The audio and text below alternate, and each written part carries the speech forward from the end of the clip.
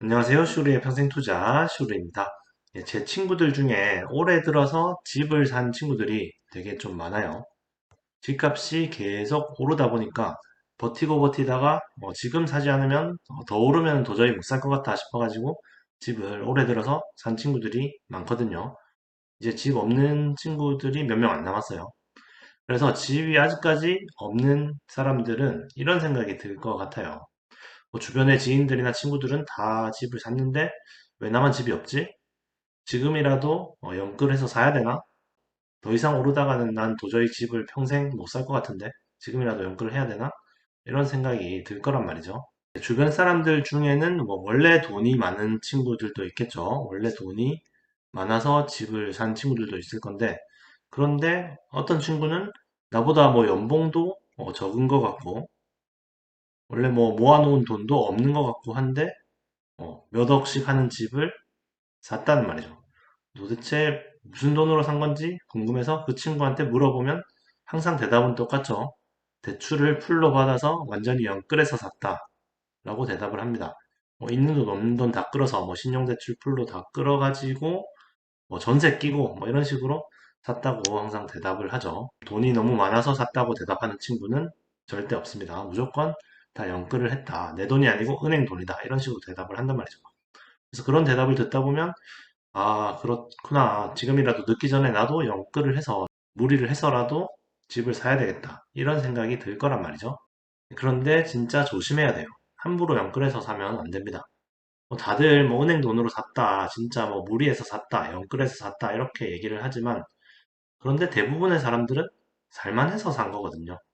진짜로 살만하니까 산 사람들이 대부분입니다.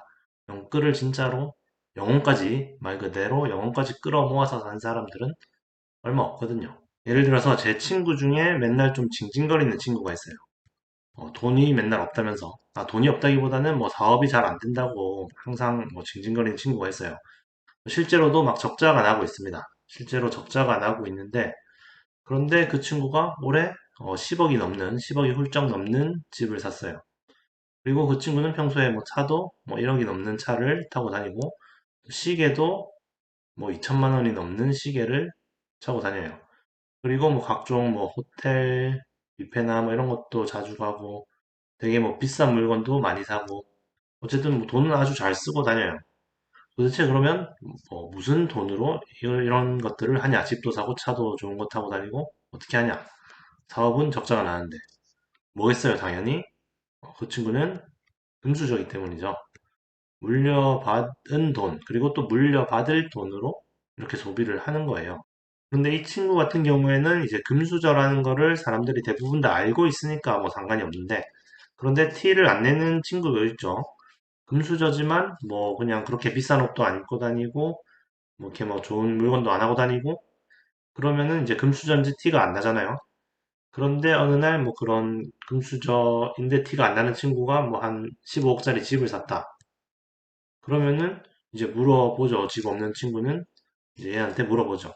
야, 너 무슨 돈으로 그렇게 집을 샀어? 너 이렇게 뭐 돈을 많이 버는 것도 아니고 한데 어떻게 샀냐? 이렇게 물어보면은 대답은 역시나 똑같죠. 아까처럼 당연히 영끌해서 샀다. 내 돈이 아니고 은행 돈이다. 진짜 무리해서 있는 돈 없는 돈 다 모아서 샀다. 이렇게 얘기를 합니다.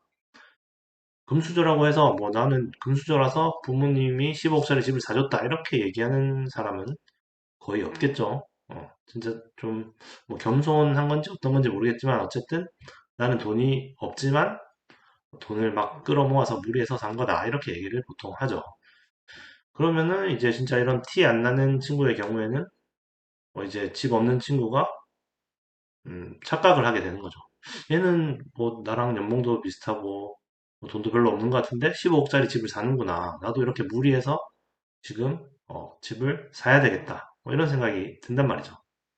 그런데 그렇게 똑같이 따라서 사면은 진짜 큰일 날 수가 있겠죠. 지금까지는 뭐 영끌을 해서 무리해서 샀어도 괜찮았죠. 왜냐면 집값이 계속 올라갔으니까. 계속 올라가기만 했으니까 괜찮았는데. 근데 집값이 언제까지나 계속 오르기만 하는 것은 아니죠. 언젠가 하락할 때가 분명히 올 거란 말이죠. 상승해서 하락으로 반전될 때가 올 거고요.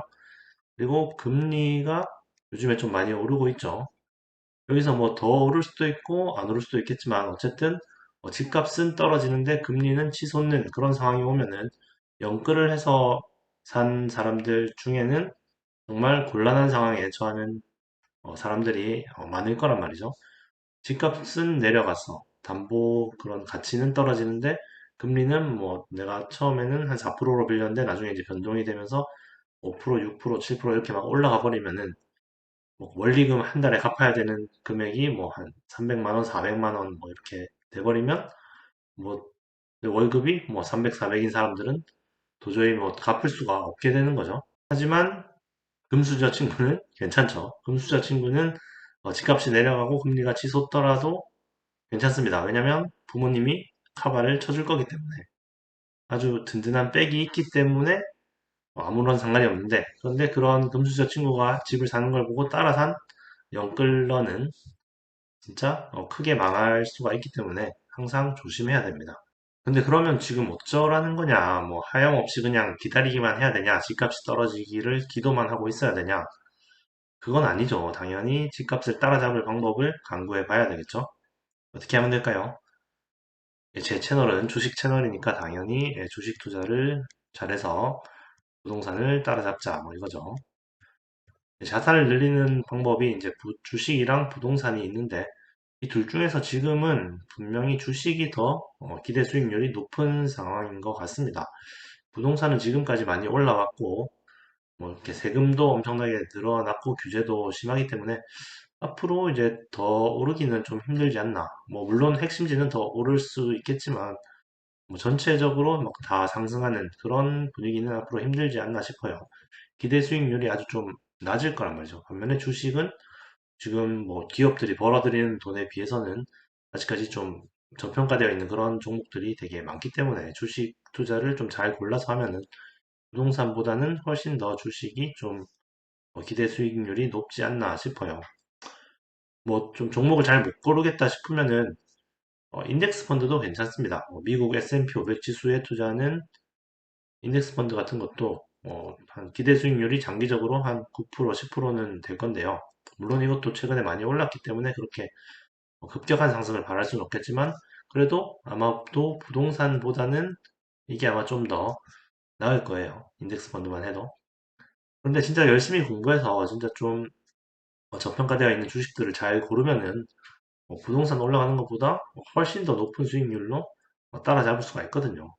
그래서 지금 부동산이 없다고 좌절하지 마시고 주식에 100% 몰빵 하시면은 충분히 공부하고 몰빵하시면은 부동산을 분명히 따라잡을 수 있을 겁니다. 근데 물론 단기간에는 절대 안 되죠. 부동산이 뭐 한두 푼도 아니고 10억 뭐 이렇게 하는데 그거를 단기간에 따라잡기는 쉽지는 않은데 그렇다고 해서 지금 부동산에 연끌하는 거는 훨씬 더 이제 위험한 겁니다.